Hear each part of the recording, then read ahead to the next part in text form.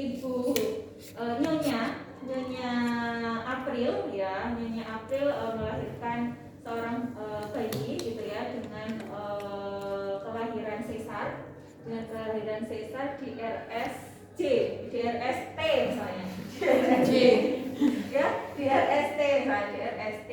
Nah untuk riwayat kelahirannya itu sesar gitu ya. Kemudian dengan pemeriksaan Apgar skor ya didapatkan hasil ABCDE.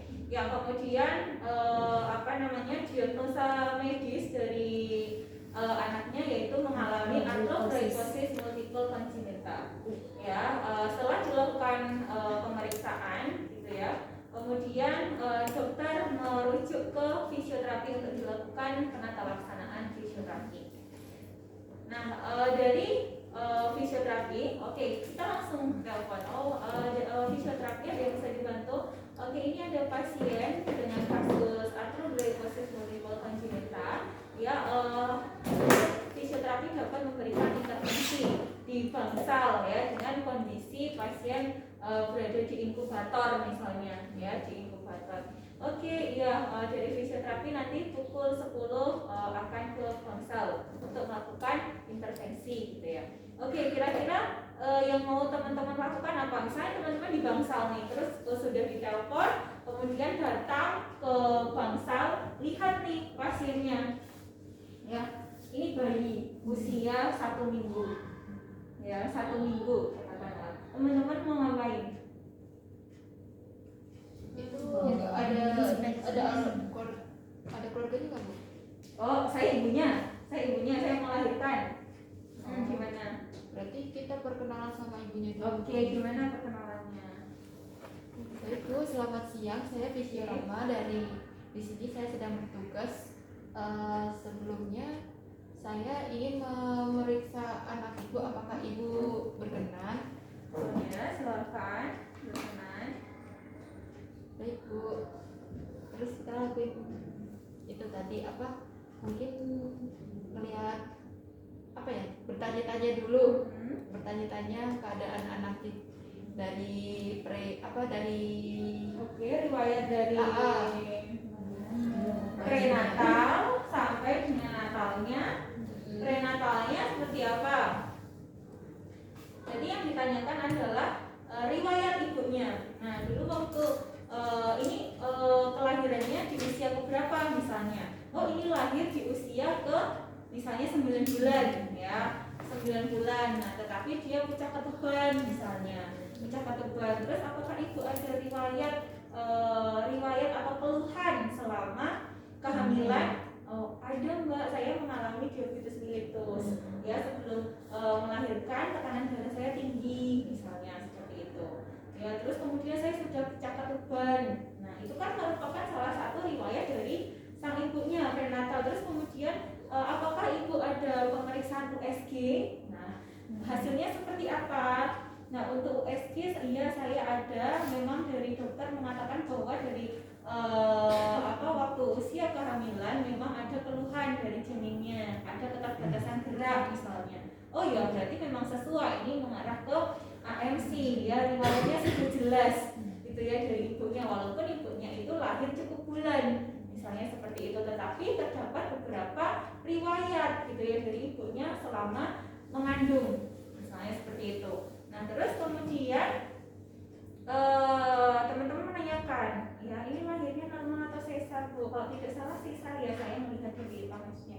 Iya, ini ada kelahirannya sesar misalnya. Ini karena untuk normal tidak dianjurkan oleh dokter misalnya seperti itu. Ya, oke, berarti dia sesar.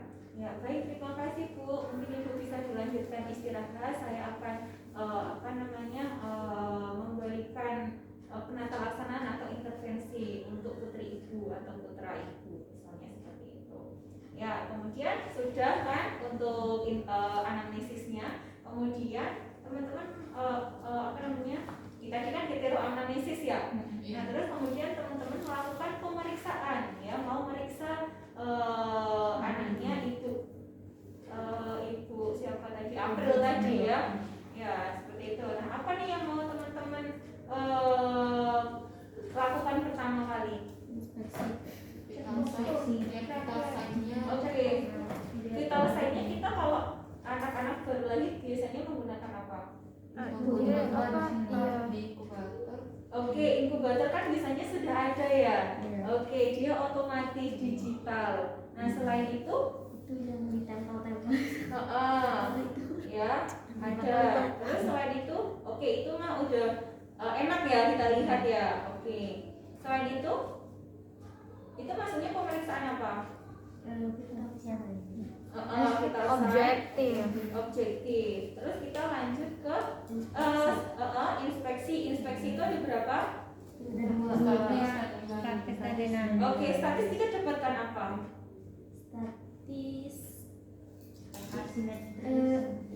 Ekstremitasnya abnormal. Oke, ada abnormalitas postur ya. Terus kemudian dia berada di misalnya inkubator misalnya seperti itu.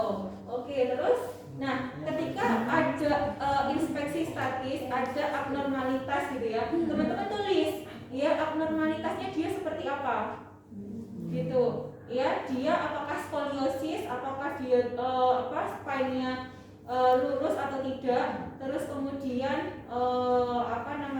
dari shoulder-nya dia seperti apa, kepalanya dia bagaimana.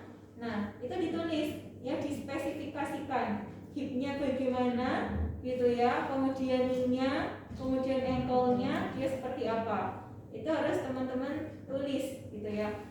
Nah terus kemudian dinamisnya bagaimana? Dinamisnya bagaimana? Kalau bayi kita gerak dia gerak sendiri. Gerak kakinya itu Nggak bisa gerak. Oh iya kan dia itu hiperekstensi atau enggak? Oke, misal dia kan kita kan melihat kalau dinamika atau pergerakannya ya. Kalau pergerakannya misalnya dia karena di atas bed kita lihat dia gerak ke samping atau tidak. Misalnya kalau teman-teman datang dia kan bisa di bedong, ya sudah berarti kan tangan membuka bedong itu, kemudian kita lihat pergerakannya gitu ya, dia bisa bergerak atau tidak. Ya bisa, kalau kaku kan berarti dia berarti tidak ada pergerakan misalnya, teman-teman bisa tulis gitu kan, diamati kurang lebih 1 atau 2 menit misalnya. Kalau misalnya dia tidur ya beda cerita ya, gitu. Nah itu misalnya diamati apakah dia mencoba untuk melawan dari abnormalitas posturnya itu, gitu ya. Apakah dia bisa, misalnya kalau bayi kan kalau di gedungnya dibuka kan biasanya langsung fleksi kan hipnya. Nah apakah dia fleksi atau tidak? Nah itu bisa dilihat, ya. Apakah dia bergerak atau tidak? Itu berarti dari pergerakannya, gitu ya. Nah kalau misalnya dia gerak ditulis, dia geraknya kemana? Apakah menjauhi bed ya, ke arah abduksi ya, ataukah mendekati gitu ya, dari hipnya juga apakah dia fleksi. Nah itu ditulis. Nah dinamisnya sudah, kemudian palpasi. Oke, kita palpasi. Palpasi bagaimana? Kita rasakan apakah ada Di ekstremitasi itu. Oke, dipegang di setiap regio. Oke, di setiap regio. Didapatkan apa? apakah ada Apakah ada gangguan otot atau enggak? Ada hormone imbalance atau tidak? Oke, ada spasme atau tidak dengan cara kita pegang ya. Terus kemudian ada apa? Ode boleh. Ode kan nanti diinspeksi ya misalnya. Oke. Suhu. Terus apa? Nyeri. Nyeri nggak bisa. Nyeri nggak ada. dari lahiran jadi nggak bisa. Gimana? Kalau dikasih itu sensorisnya. Toh? Kan nggak bisa dikomposin jadinya. Oh ya. Toh? Tonus. Tonusnya dia hipo atau hiper, ya kan? Itu tonusnya. Kemudian apa lagi? Spasme. Terus apa lagi? Hipo atau hipertonus.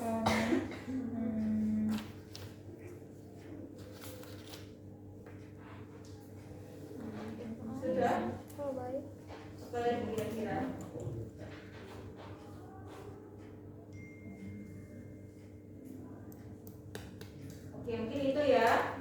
Terus kemudian selain itu mungkin auskultasi sama perkusi. auskultasi sama perkusi tidak dilakukan.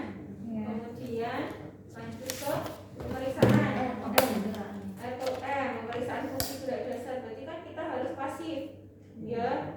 Oke, tapi kita juga harus mempertimbangkan ya apabila dia dislokasi, ya, kemudian dia ada abnormalitas postur, ya kita untuk pemeriksaan fungsi gerak dasarnya kalau memang itu memungkinkan untuk dilakukan. Tapi kalau tidak memungkinkan karena dia bergerak aja belum tentu bisa, ya itu tidak perlu dilakukan. Ya, kita melihat dari kondisinya. Kalau dia kondisinya hipertonus itu berarti apa gimana? Hipertonus itu berarti dia kayak keras gitu. Oke, ya hampir sama ya kayak tightness, dia apa namanya spastis ya. Dia lebih ke spastis, jadi sulit untuk digerakkan seperti itu. Nah, terus kemudian pemeriksaannya yang bisa kita lakukan apa selain PFDD? Sensoris, Apa yang mau kita berikan ke bayi? beri rangsangan. Oke, beri rangsangan, misalnya seperti ini. Dia gerak atau tidak? Ya. Oke, bisa. Selain itu? Tapi ingat ya, kalau untuk rangsangan atau sensibilitas kulit bayi itu kan masih sangat sensitif sekali ya. Jadi apa namanya cukup pakai sentuhan aja. Nah itu bisa gitu ya. Tapi kalau misalnya untuk yang tajam, tumpul, panas, dingin itu tidak dianjurkan kalau menurut saya. Gitu ya. Oke, tahu nanti dia kebakar gimana ya? Terima kasih. Terus Kalau yang itu kalau disentuh dia refleks bayinya gimana Bu? gimana? Biar kita tahu dia punya ada gerak. Oh iya, tadi kan dipalpasi ya. Berarti kan tes refleks. Nah, misalnya dia di apa namanya diketuk gitu ya. Diketuk dia ada refleks atau tidak gitu. Nah ya, misalnya di sini dia ada refleks gerak atau tidak gitu ya. Teman-teman sudah belajar refleks apa saja? Refleks Terus di sini ya, ini ada refleks apa? Terus kemudian di tuberositas tibianya gitu ya. Itu kan refleks fisiologis, ya kan? Terus teman-teman kan kalau bagi berarti refleksnya dia maksudnya ke level yang mana? Brainstem, spinal, apakah kortikal? Maksudnya kemana? Baru lahir dia? Di situ ada. Maksudnya apa? Maksudnya ke spinal. Spinal itu ada apa saja? Ada moro, extensor, flexor, withdrawal. Iya. Jadi misalnya dia seperti ini, dia ditelungkupkan kan? Dia ditelungkupkan. Nah, kemudian dia ada refleks seperti apa? Mempertahankan diri. Nah, berarti itu refleks apa? Itu Apa? Yang busasa ya? Lupa. Refleks moro. Dibaca lagi loh ya. Semua bayi teman-teman harus, pokoknya semua anak-anak, kasus anak-anak refleks itu harus dipakai. Ya, refleks baik itu teman-teman sudah belajar apa aja? Cerebral palsy atau CP. Sudah kan? Belum? Udah. Nah, cerebral palsy, terus sudah belajar Down syndrome. Terus apa namanya autis gitu ya. Terus ada CTFD, ada apa namanya arthrogryposis. Nah, itu juga teman-teman harus apa namanya pemeriksaan refleks itu harus tahu gitu ya. Misal dia di usia 2 tahun dia belum bisa jalan, teman-teman harus melakukan pemeriksaan refleksnya ya dari spinal gitu. Berarti nanti targetnya di usianya yang kedua tahun itu, berarti kalau 2 tahun kan dia sudah masuk brainstem, vertikal, ya berarti dia sampai situ targetnya teman-teman gitu. Berarti kan kita harus cek dulu refleks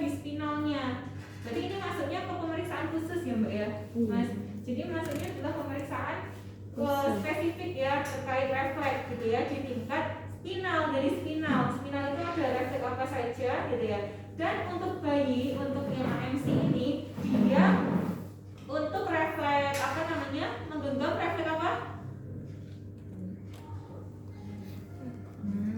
Black solid bro. Menggenggam loh. Iya, grasp ya. Ya tulisannya GRASP ya. Iya. Nah itu hilang.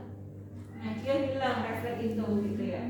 Nah terus kemudian dicek karena kan dia juga ada kelainan dari spine-nya kan. Nah ketika dia ditengkurapkan, ya kemudian di tes refleks moronya dia aktif atau tidak. Gitu, apakah dia ada reaksi walaupun gerak aja, walaupun gerak misalnya dari shouldernya, walaupun dia dislokasi, ada abnormalitas postur, tapi dia ada kontraksi atau tidak. Nah itu kalau memang dia nggak ada ya berarti positif ya. Kayak gitu. Tapi kalau ada berarti negatif. Gitu ya.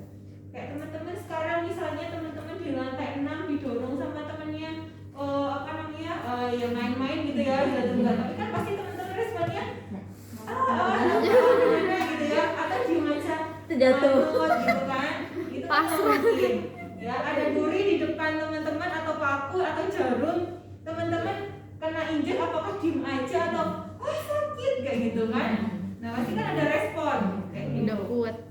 Oke. Nah terus Kebal kemudian duri doang. setelah itu ada apa lagi setelah pemeriksaan refleks? Apa? Kalau nggak ada kalau nggak ada negatif. Kalau nggak ada positif. Apa? Apa? Postural.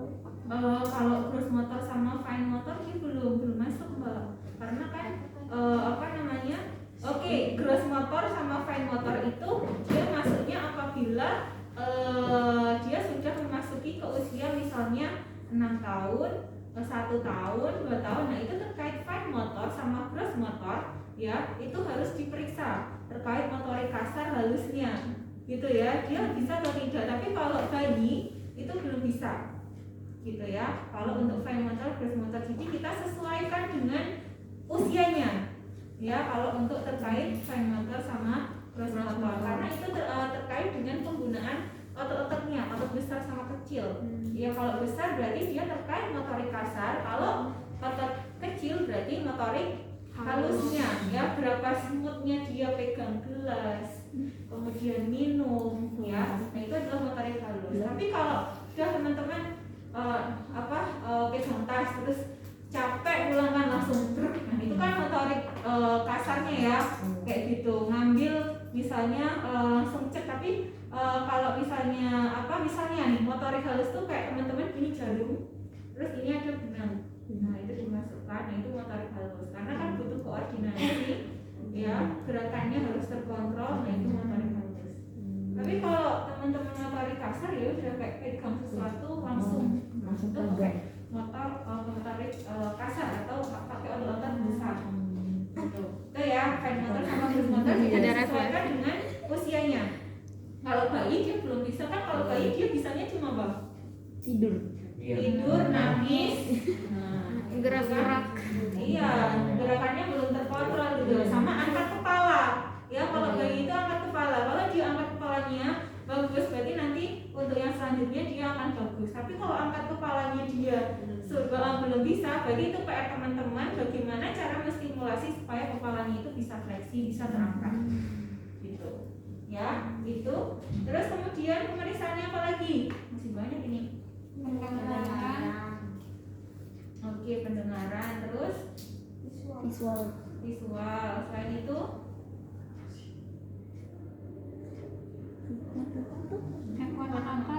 kemampuan otot pakai apa? Oke, itu referensinya ya.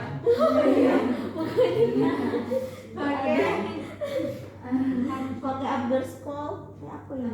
Iya, underscore juga dilakukan. Ini untuk pemeriksaan bayi, ini wajib teman-teman pakai underscore. Apa saja poin-poinnya di situ?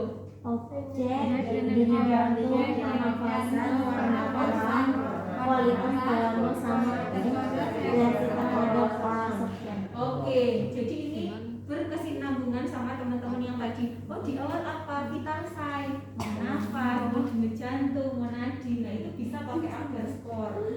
Ya, itu gantinya bisa pakai agar score. Terus kemudian dari apa terangnya? Kalau normal dia warnanya apa? Normal yang mana normal ini? Kornol putih.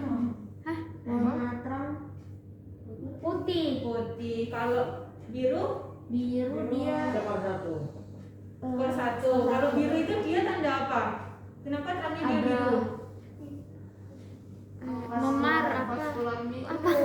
Oh, iya. Jadi kekurangan. Oke, kekurangan oksigen maksudnya dia sianosis. Ya. Coba cari sianosis. Oke, itu memang belum lengkap ya teman-teman. Itu kemarin saya buru-buru gitu ya buatnya. Nanti teman-teman bisa tambah lagi ya untuk teorinya. Coba cari sianosis itu adalah yang dimana bayi itu ketika lahir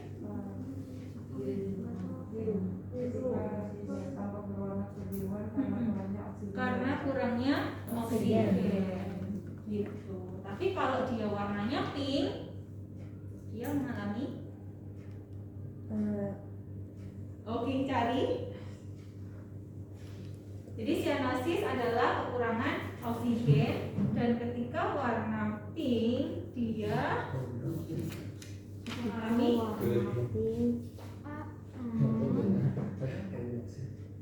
apa?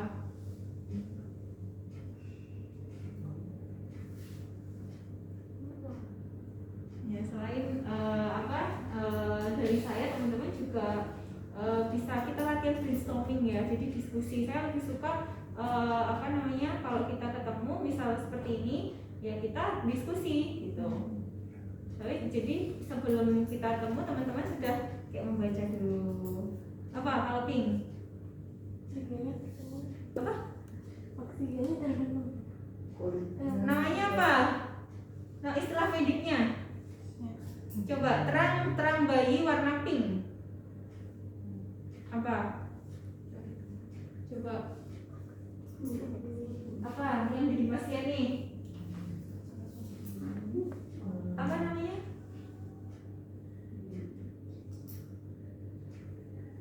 Enggak ketemu. Masa nggak ketemu? Malah ketemu. Mampu. Pink, gini. Terang bayi yang berwarna pink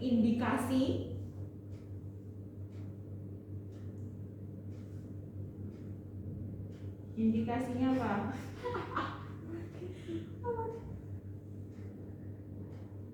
Masa nggak ketemu sih?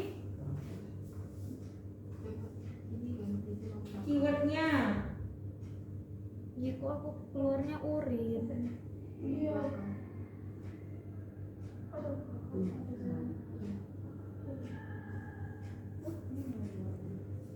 Spina bifida. Oke, dia mengarah ke spina bifida juga.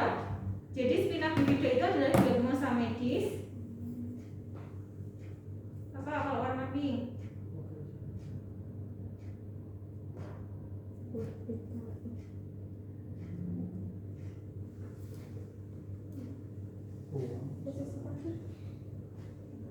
Apa? Itu pemberian itu. Lila, lihat pencarian Oke, PR ya. ininya. Lila. Malah jadi keluarnya case HP yang warna pink-pink. Iya ya. Ada pampers bayi, baju bayi, aduh. Coba teman-teman cari hipoksia.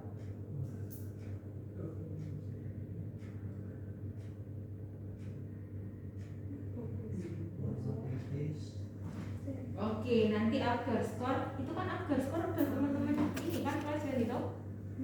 Jadi PR-nya refleks agar skor. Ini masih banyak pemeriksaan lain. Ya. Oke, itu terang ya. Jadi ada biru, ada putih. Kalau normal itu apa? Kalau biru itu dia indikasinya apa? Pink itu dia indikasinya apa gitu ya. Nah, terus Itu kalau spina bifida itu dia mengarah memang ke kelainan dari tulang belakang kalau untuk spina bifida.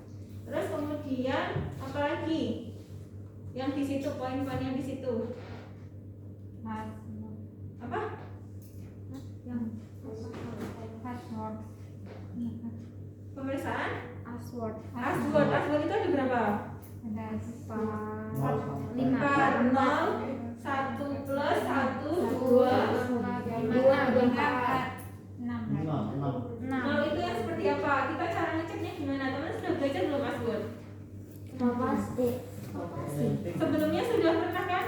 Coba dikasih tahu doang Bu. Oke, sekarang kita praktek. 0 itu gimana? Tidak ada peningkatan tonus. Berarti kalau tidak ada tonus berarti gimana? Ototnya enggak Udah, dia nggak bergerak kan? Terus kalau 1 Berarti dia ada kontraksi. ada kontraksi. Berarti dia ada gerakan nggak? Enggak ada. Berarti kalau kontraksi cuma bagaimana nih pasiennya?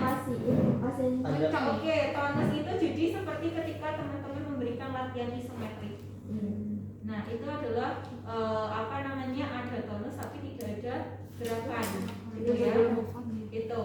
Terus kemudian, jadi ya udah seperti apa ketika apa, misal kita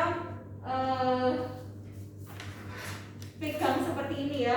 Oh, dia seperti ada mau menghempas tapi nggak bisa, gitu ya. Kayak seperti ini bisa nih, aduh nggak kelihatan.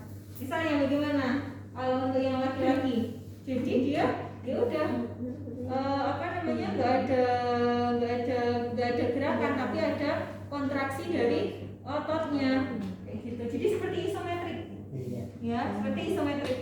Nah, terus itu yang 1. Kalau 1 plus berarti dia gimana ketika kita gerakkan? Yang tadi full ROM semua ya?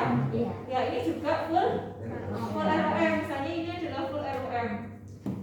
Terus kemudian nilai 1 plusnya tadi kan 0, 1 kontraksi, kemudian 1 plus. Nah ketika 1 plus, saya yakin teman-teman ketika baca teorinya pasti akan bingung ya. Nah tapi kita langsung praktekkan aja dan kita pakai cara mudahnya. Jadi ketika kita fleksikan seperti ini, walaupun sebenarnya kalau pasien sebenarnya kan dia kan seperti ini, ya, dia internal rotasi, kemudian hiperekstensi, pronasi, kemudian jari-jarinya apa, overriding finger, atau dia di wristnya ini dia palmar fleksi.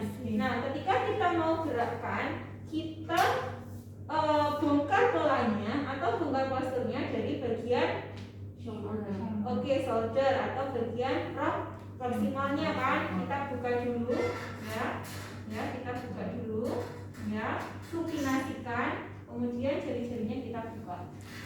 Walaupun setelah kita buka seperti ini dia akan kembali lagi,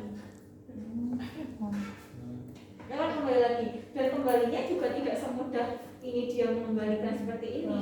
Dia pelan-pelan dan ada klonus ya. Ada klonus itu apa? Dia getaran seperti tremor. Nah, dia akan pelan-pelan seperti ini. Kaki juga.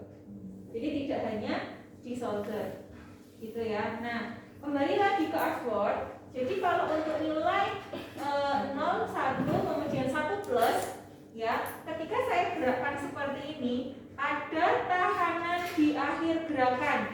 Di awal ini dia biasa. Pas di akhir round dia ada tahanan ketika saya mau gerakan, tapi dia masih full ROM ya, gitu. Nah terus kemudian yang kedua, dia bisa full ROM tetapi ada tahanan di tengah. Jadi di tengah ini dia sudah ada tahanan, kemudian baru kita apa namanya, tambahkan lagi, dan dia bisa full ROM. Itu untuk yang 2 kan, ya kan? Kemudian 3, dia ada tahanan dari awal sampai akhir, tapi masih full ROM, gitu. Tahanannya dari awal dia nahan ya, dia sudah, berarti kan dia hipertonus. Kalau hipotonus kan berarti dia 0 atau 1 kan. Iya. Nah kalau hipertonus ya ini udah hipertonus ini, kayak gitu. Sampai akhir dia ada perlawanan atau tahanan dari pasiennya ini.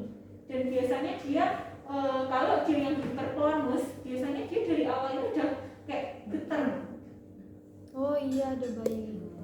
Iya, udah pernah menjumpai. Kayak biasa pegang bayi kan kita mau gendong gitu, biasa ada bayinya kan kayak menahan gitu. Iya. Tangannya iya. jadi berat untuk kayak kita mau giniin itu jadi berat gitu bayinya. Oke, dia melawan. Nah, ya itu terkait tonus, tonus ya kalau itu. Tapi kalau tonus dia lebih seperti keterima. Teman-teman sudah pernah melihat orang tua yang dia kalau pegang itu kan udah. Oh iya. Nah, tonus itu hampir seperti itu, tapi dia cuma sebentar. Terus nanti hilang. Kayak gitu. Nah, gitu. Itu tadi nilai tiga toh. Nah, terus nilai keempat itu sudah tidak bisa kita gerakkan. Benar-benar dia kaku. Itu kalau dia aslinya nilainya 4. Sudah rigid. Gitu ya. Jadi 0 tadi, 0 itu dia tidak ada tonus, tapi dia kalau digerakkan pasif bisa full ROM. Kemudian 1 itu dia ada kontraksi ya, ketika kita gerakkan pasif bisa full ROM.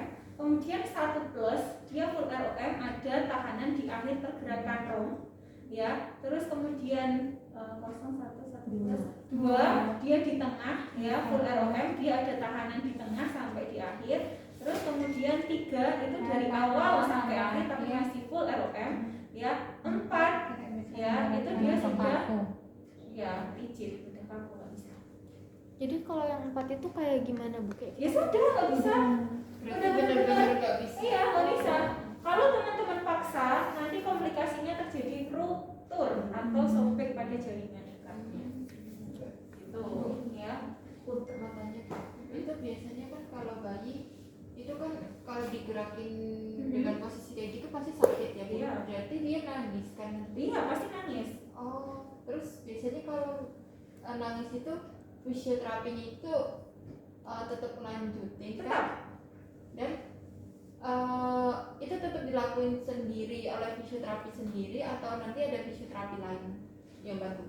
Oke, pertanyaan bagus. Jadi kalau untuk yang kita di bangsal, kita sendiri yang mengeksekusi, yang melakukan apa ya?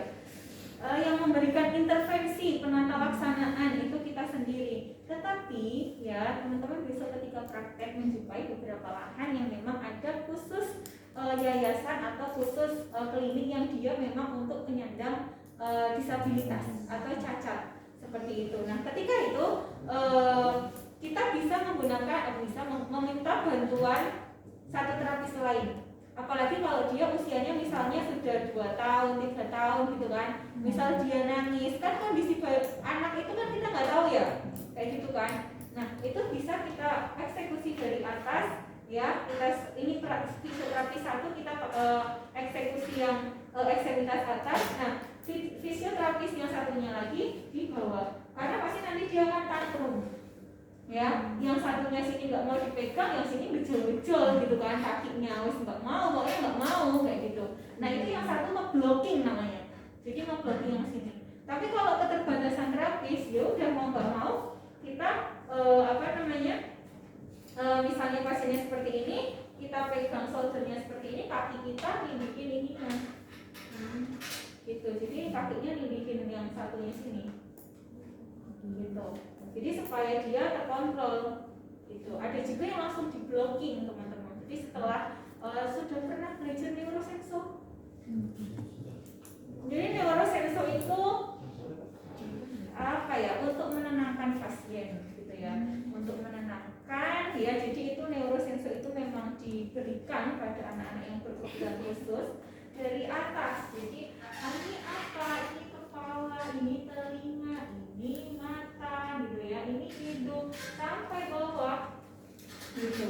Itu neurosenso gitu ya. Tapi kalau untuk kasus ini dia mentalnya, kognitifnya dia baik aman, dia tidak bermasalah untuk kasus arthrogryposis. Dia hanya lebih ke structure-nya gitu ya. Itu oke, itu nanti di modul lain teman-teman bisa belajar. Itu kan udah belajar cerebral palsy, CP. Itu CP itu wajib diberikan neurosenso ya. Itu terus kemudian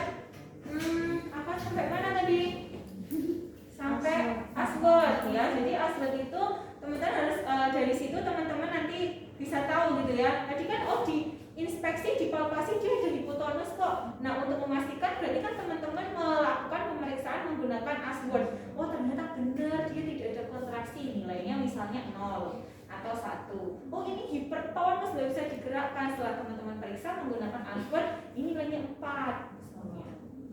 Gitu ya. Ya, oke. Kalau hipo tadi nilainya 0 sampai 1. Kalau misalnya hyper berarti dari plus 1. Iya, pokoknya selama dia ada tahanan gitu ya, dia berarti masuknya ke hiper kayak gitu. Gitu ya. Terus kemudian apalagi 4 sudah nggak bisa digerakkan, jelas dia hipertonus gitu ya. Oke, terus kemudian apalagi dari yang inspeksi tadi? Kan katanya ada kelemahan otot, berarti kita memeriksa kekuatan ototnya menggunakan XOTR. Kenapa nggak pakai MMT? Karena ini bisa Oke, iya. Jadi kalau bayi nggak bisa kita instruksikan ya. Jadi kita mau nggak mau kita pakai XOTR. X itu apa? Oke, kekuatannya normal. Berarti kan ketika kita rangsang, kita tekuk, ya bayinya manut gitu kan? Ya, itu. Terus kemudian ada gerakan lah dari bayinya. Terus kalau 0 tidak ada kontraksi. Oke, kalau T ada kontraksi tapi oke, seperti isometri tadi ya. Terus R oke, refleks ya. Jadi kalau misal kita gerakkan, kita ketuk misalnya ya dia cuma refleks aja kayak gitu. Tapi kalau misalnya kita stimulasi yang lain, misalnya menggenggam gitu ya, suruh tekuk dan lain sebagainya, kita miringkan. Nah, kalau anak kan kita stimulasi biasanya kita tekuk sini ya, salah satu kita tekuk kemudian kita miringkan sini, kan dia akan mengikuti apa ya, arahan gerakan yang kita berikan seperti itu. Tapi ini tidak. Oke, R arah refleks. Terus selain itu ada pemeriksaan apa lagi?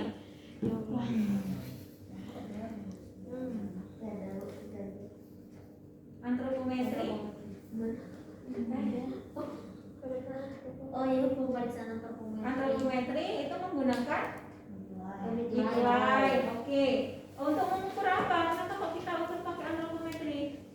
panjang Oke, lengan atas sama lengan atas apa?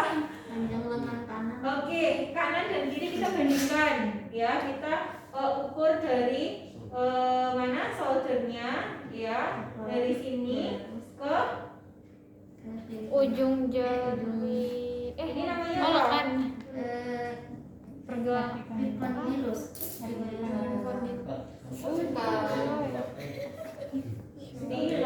Stiloideus atau tidak? Sekarang boleh ya buka buku, tapi besok praktikum nggak boleh ya. Iya. Apa ayo? Ayo apa? Bukan lagi.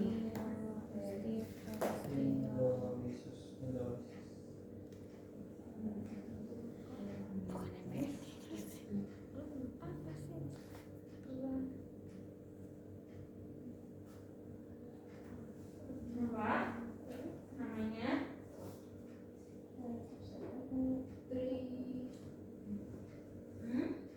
Ini namanya triquetrum.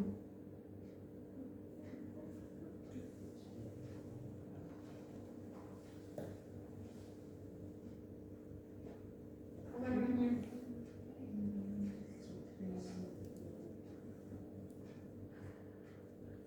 Kamu nggak?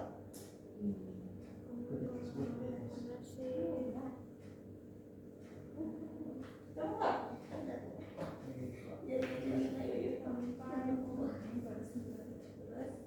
Apa?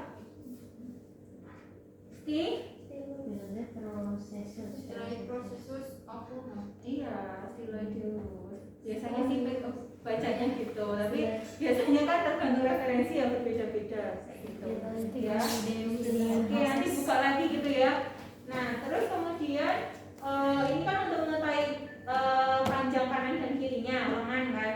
Nah terus kemudian misal ada bengkak gimana? Misal dia dislokasi, ada perbedaan ukuran. Nah teman-teman gimana caranya? Pakai itu ngukurnya, pakai miklat gimana? Dilingkar. Lingkar Bu.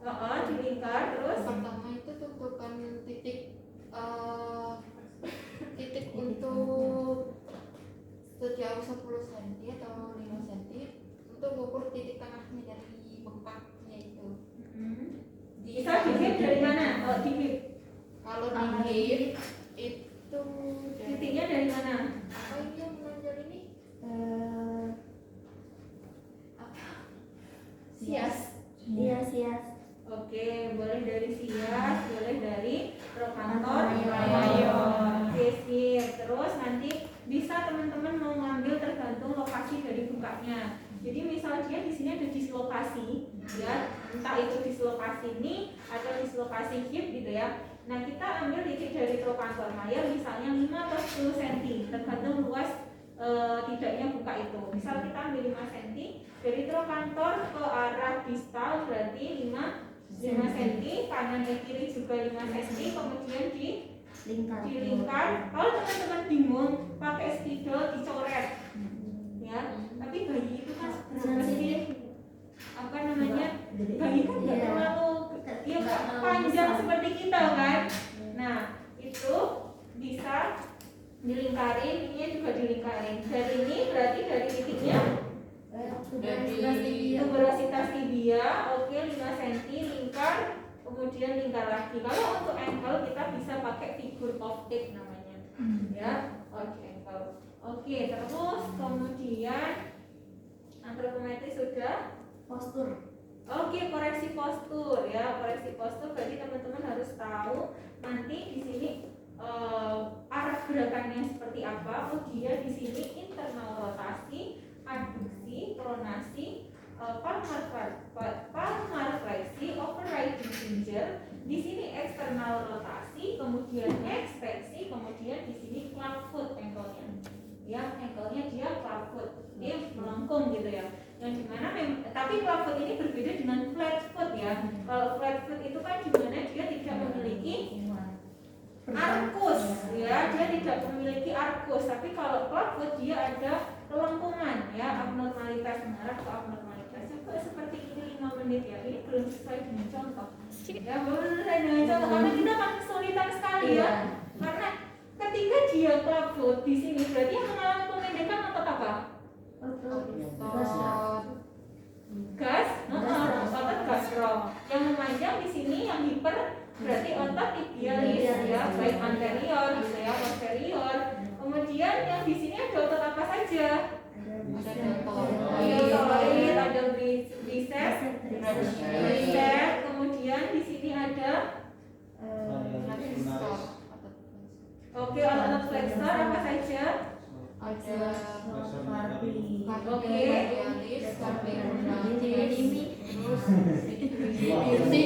Oke. Kemudian otot pronator ya, pronator juga bermasalah. Di sini juga jangan lupa karena dia supine juga, berarti kan dari vertebra, kemudian dari abdominalnya dia juga mengalami masalah gitu ya, rectus abdominis. Kemudian kalau di belakang ada apa namanya? Oke, erector spine, kemudian ada otot-otot yang ada di spine, guys. Apa saja? Otot-otot di spine ada bidus. Oke. Apa? Apa Quadricep. ini namanya? Quadricep di mana? Oh, quadricep di mana? Ayo. Ayo. Quadricep di mana? Di bawah sini. Kalau hamstring gimana? Kebalik. Oke, ini yang quadricep, ini yang hamstring ya. Jangan lupa juga di belakang sini juga ketika berjalan kita membutuhkan gluteus. Ada berapa itu teman-teman baca lagi. Kemudian abdominis ya, psoas mayor, minor, teres mayor, minor. Terus kemudian di sini ada trapezius aja ya, itu harus, karena besok ketika teman-teman praktikum menyebutkan ada kelemahan otot, jadi teman-teman harus bisa bertanggung jawab menjelaskan mana yang mengalami kelemahan gitu ya. Oke, ini sudah sampai pemeriksaan tadi koreksi postur. Oke, ada beberapa pemeriksaan nanti bisa teman-teman pelajari lagi, itu hanya untuk sebagai pengantarnya saja ya. Sebenarnya itu masih banyak sekali yang harus dilengkapi teman-teman. Oke, apalagi itu terkait teorinya baru saya cantumkan, untuk pengertiannya aja baru sekumplit itu sama etiologinya kan. Ya. Kalau untuk patofisiologi sebenarnya teman-teman bisa ambil salah satu dari etiologi itu. Ketika dia kita mau menyebutkan patofisiologi, berarti etiologinya apa saja teman-teman perdalam lagi. Oh misalnya dia ibunya diabetes atau miastenia gravis, berarti kan kenapa teman-teman cari tahu kenapa miastenia gravis itu bisa menyebabkan anak lahir AMC. Misalnya oh dia ada di sini pecah ketuban ya, teman-teman perdalam lagi patofisiologinya terkait pecahnya ketuban itu terhadap anak yang kelahiran AMC itu, seperti itu. Jadi enak nanti namanya cara belajarnya. Terus kemudian kita masuk ke diagnosa. Nah kita ketahui bahwa kalau diagnosa itu kan ada diagnosa medis, ada diagnosa fisioterapi. Setiap profesi itu kan mereka memiliki diagnosanya sendiri gitu ya. Kalau untuk arthrogryposis ini dia merupakan diagnosa medis ya. Jadi kalau untuk arthrogryposis, cerebral palsy, Down syndrome itu adalah diagnosa medis. Ya, berarti kan kita secara tidak langsung sudah dikantongi nih, kita mengantongi, kita tahu diagnosanya apa. Tapi ketika teman-teman misalnya buka praktek mandiri gitu ya, berarti teman-teman tidak bisa langsung mengecas itu diagnosa medisnya. Jadi ketika ada pasien datang ke klinik teman-teman, berarti diagnosa yang teman-teman terapkan adalah diagnosa fisioterapi. Ya, berarti kan kita medisnya sudah, kecuali pasien itu sebelumnya sudah ada bukti bahwa beliau melakukan pemeriksaan di rumah sakit atau dengan dokter. Ya, karena medis itu adalah wewenangnya dokter, gitu ya. Kita nggak boleh, kita jalan sesuai dengan ranahnya kita masing-masing. Nah, ini arthrogryposis multiple congenita itu adalah diagnosa medis. Nah berarti kita setelah melakukan pemeriksaan, berarti kita melakukan diagnosa fisioterapis. Dimulai dari impairmentnya apa saja kira-kira sesuai yang sudah kita lakukan pemeriksaan, inspeksi, palpasi, pemeriksaan spesifik. Impairmentnya didapatkan apa nih? Yang body structure dulu kan? Body structure-nya ada kelainan, ada apa normal, begitu ini yang ya, abnormalitas dari posturnya ya. Semua gerakan nanti ditulis dari atas sampai bawah. Misalnya di spine dia derajat kurva kelengkungannya berapa itu ditulis. Terus kemudian ada misalnya kalau ada dislokasi ya udah tulis aja dislokasi pada apa, shoulder, elbow atau wrist, hip, knee atau ankle. Ya, kemudian ada apa lagi? Misal kelemahan otot, tulis aja kelemahan otot apa di bagian mana. Oh, kelemahan otot di bagian shoulder. Apa saja penggerak di shoulder gitu ya, untuk fleksi apa, apakah deltoid, apakah bicep gitu ya. Terus kemudian kelemahan sudah, misalnya tadi spasme ya, hipertonus. Nah, itu tulis aja gitu ya. Terus kemudian terkait apa selain structure, body functionnya, berarti kan dia ada gangguan perkembangannya dari si bayi, kan dia belum bisa melakukan apa-apa gitu kan. Misal dia udah usia 6 bulan, berarti kan teman-teman bisa langsung menuliskan oh dia untuk perkembangannya dia belum bisa seperti anak yang usia 6 bulan seperti pada umumnya. 6 bulan itu bisa apa? Teman-teman sudah belajar. Kalau 6 bulan itu kan dia sudah bisa merangkak misalnya, guling kanan, guling kiri. Nah itu bisa dituliskan di functionnya. Oh, itu ya. Terus kalau misalnya participation restriction, ya berarti kan dia berkaitan dengan sosialnya sehari-hari. Berarti kan dia belum bisa apa bermain dengan anak seusianya. Misalnya kan anak-anak dia bisanya baru bermain. Kalau orang dewasa misal stroke ya dia nggak bisa bekerja, terus belum bisa berkomunikasi sosial dengan masyarakat, misalnya kerja bakti dan lain sebagainya. Kalau anak-anak ya bermain, sekolah, gitu kan, itu bisa disesuaikan ya. Oke, nah terus diagnosa sudah, berarti kita memberikan intervensi. Intervensinya ya sesuai dengan environment-nya tadi, sesuai pokoknya semua intervensi berhubungan dengan structure sama function-nya tadi. Ya, itu ya cara tolak ukur kita untuk menentukan intervensi. Berarti kita mau memberikan intervensi apa sesuai dengan tadi body structure dan functional control. Koreksi postur. Berarti kan kita koreksi postur dulu ya, koreksi postur dari proksimal gitu ya. Kita dari sininya dulu, oke, kita buka ya seperti ini. Oke, kita buka ya, buka.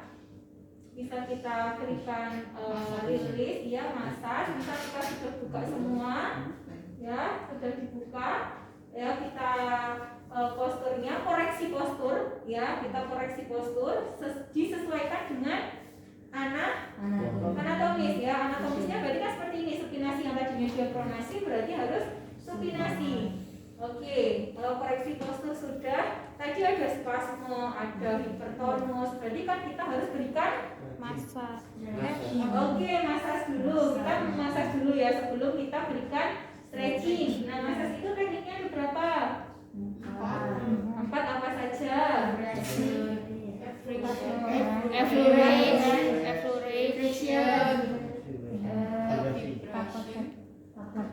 Vibration itu nanti masuknya ke iya.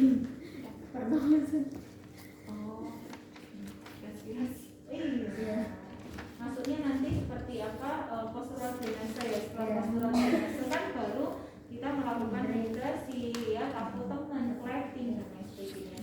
Oke, tapi kalau ini kita masak dulu. Sebenarnya kalau kita berbicara jurnal ya, itu kan baru satu yang saya kasih ke teman-teman, nanti bisa dicari lagi. Itu tekniknya banyak. Jadi masak itu ada effleurage, ada transfer fiction, ada myofascial release, ada tongue kneading ya. Contohnya seperti ini teman-teman. Nanti bisa belajar lagi karena kita keterbatasan waktu ya. Itu kan teman-teman satu kelas kan ada 2, 3 gitu kan. Bisa belajar ya, bisa belajar. Jadi kita mulai dulu dari mengarah, kalau massage kita mengarah ke jantung ya. Kita mengarah ke jantung. Kalau bayi kita bisa dengan satu jempol ini udah mencakup semua kan. Oke, tapi kalau untuk yang dewasa mungkin kita butuh 3 kali gitu ya, 3 kali. Jadi misal 1 ini adalah menggunakan effleurage, jadi ada penekanan. Bisa teman-teman nanti menggunakan media pelicin, lotion atau apa namanya baby oil ya, Baby oil. ya. 1, 2, 3, 4, 5 boleh ya. 1, 2, 3, 4, 5, 1, 5 ya. Terus kemudian ini 3 set. 3 set itu kan berarti 3 kali. Jadi misal ini 5 berarti 15 kali ya gitu. Nah kalau orang dewasa itu biasanya sampai 10 kali, 8 kali gitu ya. Oke, ini adalah massage. Kalau untuk yang stroking ya. Kalau stroking itu baru sentuhan aja teman-teman ya, sentuhan aja, usapan, itu stroking ya, itu stroking ya. Mungkin sebelum effleurage bolehlah stop dulu ya, stroking. Nah kemudian effleurage, kemudian ada juga yang melawan serabut otot, namanya transfer fiction. Kalau transfer fiction itu dia melawan serabut otot. Jadi kan ini kalau serabut ototnya kan teman-teman sudah belajar terkait origo insersio kan. Nah kalau origo itu kan dia pertama kali otot melekat ya di ujung itu. Nah terus kemudian insersionya terakhir otot itu menempel, iya kan? Origo insersio. Nah di sini kalau untuk yang transfer fiction dia melawan dari arah serabut ototnya, gitu. Biasanya nanti di persendian seperti ini, gitu. Kita melawan arah, ya. Nah selain itu kemudian di sendi otot